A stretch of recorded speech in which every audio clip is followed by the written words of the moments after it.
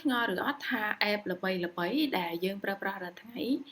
បង្កើតឡើងដោយរបៀបណា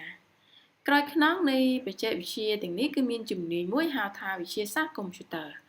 តោះមកមើលថាចប់ទៅអាចធ្វើការងារអ្វីបានខ្លះទី1គឺអាចធ្វើការជា software engineer អ្នករចនានិងបង្កើតប្រព័ន្ធប្រតិបត្តិការធំៗទី2គឺ AI specialist អ្នកបង្រៀនឲ្យកុំព្យូទ័រចេះគិតនិងធ្វើការជំនួសមនុស្សបានទី3គឺ game developer អ្នកនៅពីក្រោយហ្គេមល្បីៗដែលយើងចូលចិត្តលេង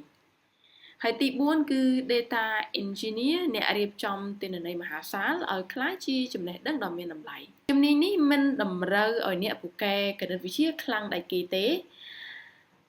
អ្វីដែលសំខាន់បំផុតគឺការចេះដោះស្រាយបញ្ហានិងការច្នៃប្រឌិតអារម្មណ៍ជំនាញណាមួយជាងគេហើយអាច comment ប្រាប់ខ្ញុំខាងក្រោមនិងកុំភ្លេចចុច subscribe ដើម្បីយល់ដឹងពីការងារផ្សេងៗទៀត